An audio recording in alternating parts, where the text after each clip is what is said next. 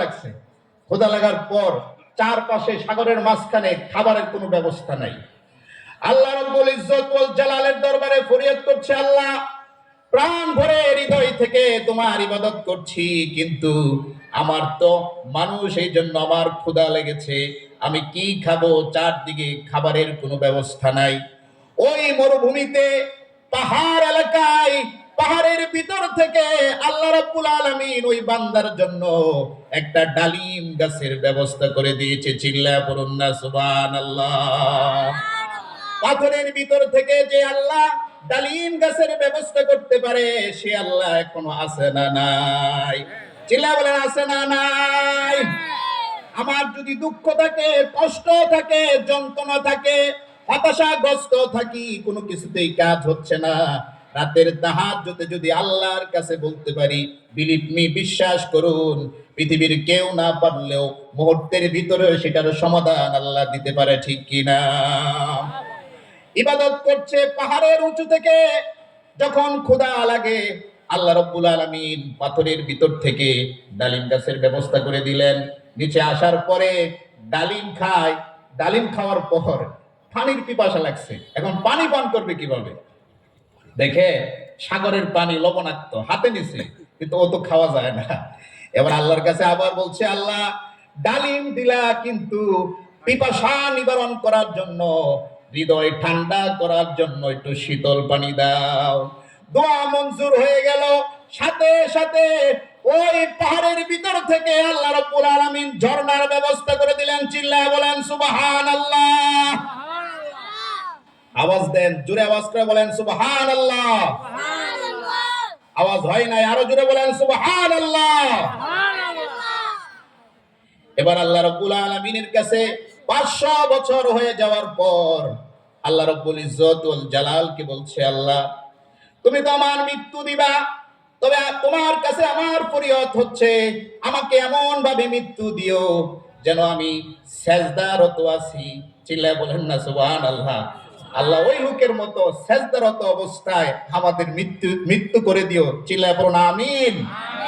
2 দিন আগে ফেসবুকে দেখলাম একজন আলেম ওয়াজ করছে, স্টেজে স্ট্রোক করেছেন, হসপিটালে নেওয়ার পর উনি মারা গেছে। আহা, কি সৌভাগ্য! কোরআন হাতে কোরআনের কথা বলছে, আর তার জান কবজ হয়ে গেছে।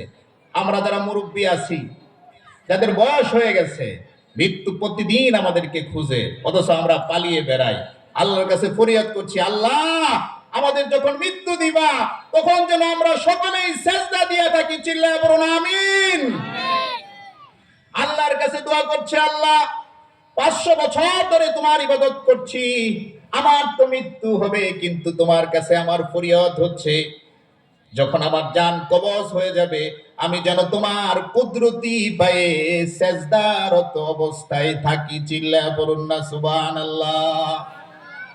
দোয়া মঞ্জুর হয়ে গেল। 500 বছর অতিবাহিত হওয়ার পর মালাকুল মাউত চলে আসছে। আসার পর ওই ভদ্রলোক আল্লাহর কুদরতি পায়ে সেজদা দিচ্ছে, এমন অবস্থায় তার জান কবজ হয়ে গেল। সুবহানাল্লাহ।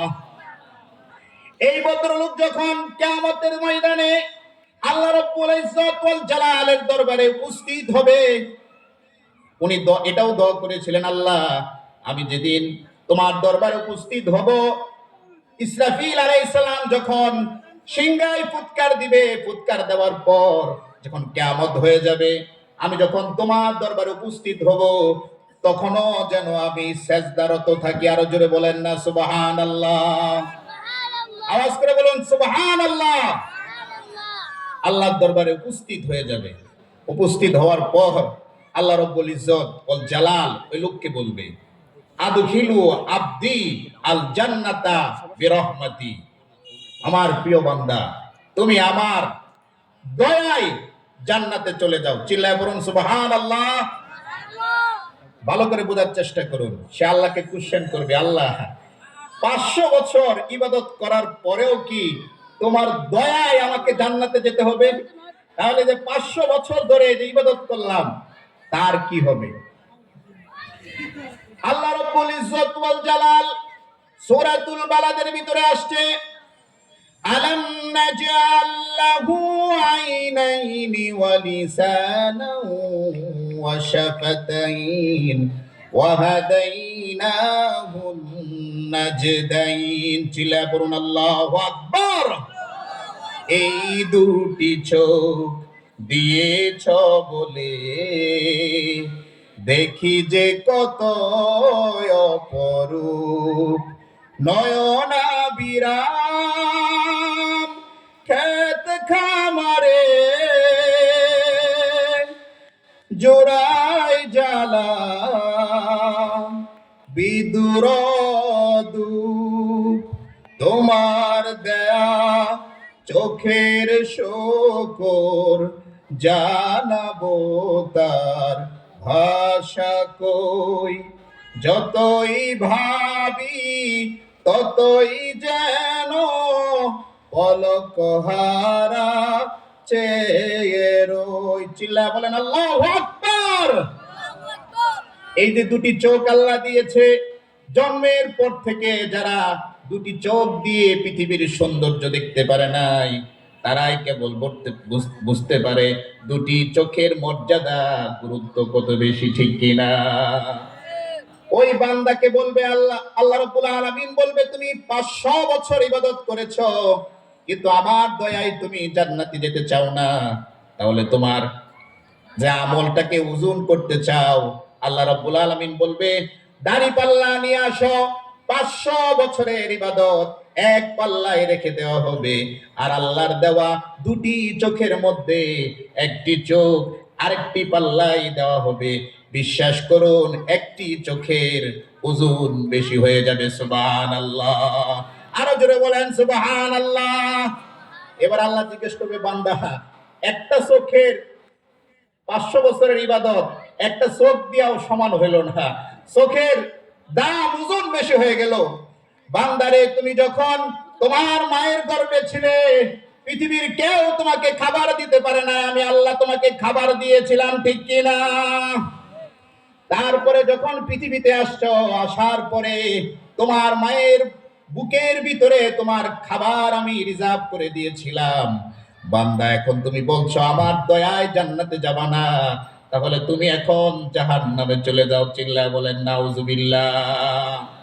বনি ইসরাইলের ওই লোক কাজু মাজু করে কাঁদতে শুরু করবে, আল্লাহ আমার ভুল ধরা পড়েছে, আমি বুঝতে পেরেছি তোমার দয়া ছাড়া পৃথিবীতে এক সেকেন্ডও কেউ বাঁচতে পারে না, আমি তোমার দয়ায় জান্নাতি হতে চাই। চিল্লায় বলেন সুবহানাল্লাহ। আরো জোরে বলেন সুবহানাল্লাহ। এই হাদিস শেষ হওয়ার পর বিশ্বনবী মুহাম্মদ সাল্লাল্লাহু আলাইহি সাল্লাম বলেছেন, সাহাবীরা আল্লাহর দয়া ছাড়া কেউ জান্নাতে যেতে পারবে না। যেমন আল্লাহ দয়া করেছে বিদায় আপনারা এখনো বসে আছেন, যদি আল্লাহ দয়া না করতো, বিশ্বাস করুন অনেক মানুষের মতো যারা এসেছিল তারা কিন্তু চলে গেছে, আপনারা যান নাই। দয়া করেছে কে? বলেন দয়া করেছে কে? এই যে কষ্ট করে কত সময় নষ্ট করেছেন, যদি মাহফিলে আসতেন হেদায়েত হতো। আজকে রাত্রে যদি আপনার মৃত্যু হয়ে যায়, অন্তত কবরে বলতে পারতেন যে বৈরাগবাড়ি মাদ্রাসার মাহফিল থেকে এসেছি, কোরআন শুনেছি, হেদায়েত নেওয়ার জন্য চেষ্টা করছি, এটার উসিলায় মাফ করে দিতে পারে কে? বলেন কে? এই জন্য আমরা যারা আছি মাহফিল শেষ করার প্রয়োজন আছে না নাই? আপনি যদি এখন চলে যান, এমন হতে পারে আপনার মৃত্যুর পরে আপনার ছেলেও মাহফিলে আসলো, মোনাজাত দিল না, মাহফিল শেষ করলো না, আপনার জন্য দোয়া করলো না।